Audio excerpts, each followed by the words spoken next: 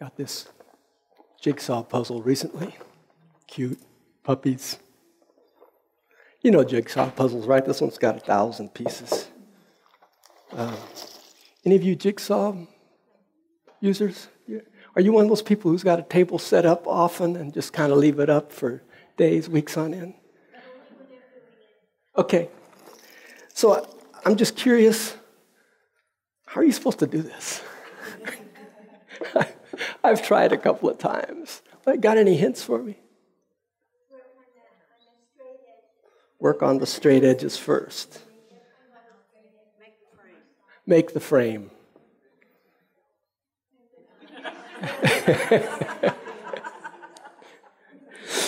So, make the frame, look at the picture on the box periodically, try to match up the colors.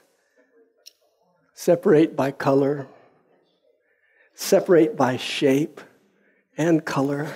You're right, you do need some OCD-ness, maybe. Or maybe more concentration than I often bring to the task. Well, it's one thing to do this kind of jigsaw puzzle where the picture is very clear. It's sometimes not that clear what the puzzle is inside the box. Pretend for a moment that the jigsaw that you're trying to put together is not some nice 2D 1,000-piece puzzle with a picture that you can match very easily, but it's a 3D, 4D picture, puzzle of, say, the relationship between you and your loved one. Zette and I have been married for 35 years. Obviously, this picture was taken some time ago.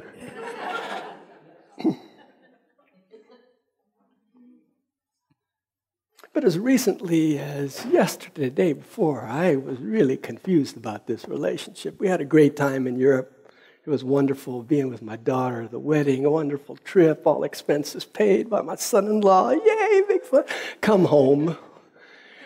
And there's all kind of stuff piled up, not just the dirty laundry that's accumulated in the bills and the correspondence and the request for support and prayer and the things that had to be done, but then there were unexpected expenses, plus just a jet lag, and I found myself wondering, how the heck am I supposed to be in my relationship with my wife and my son, much less myself, when I don't even want to be here? How do I do this? And I was trying to figure out this puzzle, and I had this picture of how it's supposed to be. Happy, loving couple, young, vibrant, not gray-haired and tired and sad and scared, confused again. How to be in a relationship with this person I love so much when all I want to do is run away. And I'm looking, I'm trying to find the picture, and I'm trying to find the pieces and make them all fit and make them all nice and pretty according to the picture I have in my head of us young and vibrant and so in love and there I'm looking across the breakfast table at someone I really just don't want to have breakfast with. And who I'm looking at, of course, is me. It's got nothing to do with my wife, who remains just as beautiful and loving and kind and caring and compassionate today as she was on that first day I met her, October 19th, 1979, 9 o'clock. I remember it like it was yesterday. It's a moment that changed my life. It happened in a matter of a couple of hours. This total stranger became my best friend. And over the past 35 years, we formed this complex puzzle, which is relationship. That's my example. There are many other. I've got many other puzzles going on in my life. A puzzle of how to be spiritual director of Celebration Circle. Do you have any idea how to do that? I don't. I have no idea how to do this job. Today, I'm completely, yesterday, I was completely flummoxed. Today, I feel more confident. I've got your love and support. I've got this amazing band to play with and a wonderful Sarah to sing with. I go, yeah.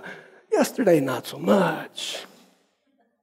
And so I had this picture of this puzzle of relationship. I have this puzzle of Celebration Circle, puzzle of how to be the father to a 15-year-old teenage boy who is spreading his wings and flying magnificently towards independence and driving me nuts in the process. And then there's the puzzle of my elbow and my shoulder. They sort of heal, but then the sting comes back, and it makes it hard and painful to play guitar. And I keep thinking each one of these puzzles has a solution and a way that I can make it look all pretty and all the pieces fit, because I keep thinking it's a 2D puzzle. I keep thinking that there's a picture of how it'll be when it's perfect. And again, Spirit invites me just to be with the pieces. Just be with the pieces. That part of me that's going to be vibrant and whole and alive someday, with every part of my body healthy the way it was when I was 23, ain't going to happen. But how I am vibrant and alive in my body in this moment is whole, perfect, and complete if I'll just let go of the picture on the box, the picture in my head, and be with the pieces. And trust, as we people of faith are being asked to do day after day, time after time, minute after minute, trust that there is a wholeness. That there is a wholeness. And I just don't see it. I've temporarily lost my way. I've gotten so focused on trying to make this piece fit into this piece, make it fit. No, not that. No, not that. No, not that piece. No. If only the pieces were different. If only I were smarter. If only, no. Time and again, I'm asked simply to be with the pieces and find the peace within the pieces. It's there. I know because Jesus said so, and the Buddha said so. The teachers of the reconvened circle of the goddess say so. I know because since time out of mind, wise men and women have been teaching us to stop focusing on the outer and come back to the inner. In the tradition of the yogis, in the tradition of the great Shaolin masters, in the tradition of the Christians, in the tradition of the Buddhists, there were those who taught us the way, and we're asked again and again to surrender my need. I'm asked, I don't know what you're asked to do, but I'm asked time and again to surrender my picture of how my relationship should be and be with it the way it is. Because an amazing thing happens when I've got stuff with Zet or with someone in the band or with my son. If I can absolutely be right. I can absolutely be right and they be wrong for as long as I want. And it's guaranteed to feel miserable. Maybe for a couple of minutes it feels like I won. I won. But anytime I insist on being right, I can be pretty sure it's going to turn out wrong. It's going to feel pretty crummy. Because me insisting I'm right means that I've got an idea how the picture should be, instead of being with the picture that is. And at any given moment, my point of view is only one point of view in a whole range of points of view. We now know from contemporary physics that the spectrum, the wavelengths of existence is infinite. It stretches out for forever. And what we can see in that spectrum, if I remember this analogy correctly, if the whole spectrum were represented by a football field, a whole spectrum of ways of being, of states of being in the universe that we currently know about, in the one universe we currently know about, when there may be 13 universes, but don't get me started on that. In that electromagnetic spectrum of vibrations, if it were as long as a football field, what I can see and feel is less than a handful. And what I can touch, what I can prove on the physical plane in 3D is about 2 puzzle pieces worth, a couple of inches worth in my hand, which is the visible light spectrum. Somewhere in there, Larry probably knows better than I do, the auditory spectrum lies somewhere between the visible spectrum and the physical spectrum. But beyond that, there's infinite ways of being in the universe that I know nothing about. And in a similar way, if I'm convinced that this song that I wrote is supposed to be sung this way, but Kevin's got another idea of how the bass should go, and Sarah's got another idea of how it should be sung, and Ray's thinking it's going to be played in a different key altogether, and I'm insisting, no, it's got to be played this way. You're playing it all wrong, and try to hold it all together through sheer force of will, it's going to stink every time. Whereas if we just go 1, 2, 3 and play it and let go into the song, then magic happens. When I was in Holland last week, I was reminded of an incident. When I was 4 years old, my mother got polio, and I was one of 4 children at the time. I now have 5 brothers, but at the time I had 3 brothers. So there were 4 little boys between the ages of 6 months and, 6, I guess. And so my mom had polio, so they brought a nurse in to take care of us, a nanny.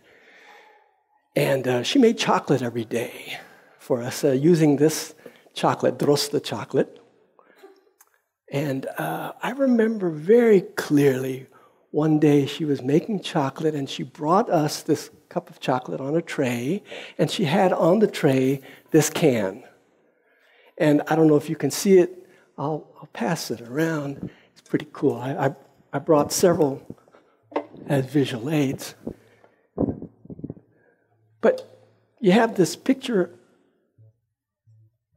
of a nurse with a tray of hot chocolate. And on the tray is a can. And on that can is a picture of a nurse carrying a tray of hot chocolate. And on that can... And I remember being 4 years old and looking at my nurse carrying this tray of chocolate with this can, and seeing the nurse, inside the can, inside the nurse, inside the can, and going, whoa, man. So I got an early start on my hippie days. At age 4, I suddenly knew there were many more ways of knowing that life was much more mysterious and complex than I knew. Of course, I promptly forgot it. But from time to time, I remember that incident, and I'm reminded that when I think life is one way, if I think the puzzle is just one layer, just 2 dimensions, 3 dimensions, I'm seeing just a small part of the picture. And as I let go, as I release and let go of my smallness and open into the bigness, as I release and let go of my doubt and open into the faith, as I release and let go of my little story, a much larger story emerges. At least, that's my story, but I'm sticking to it.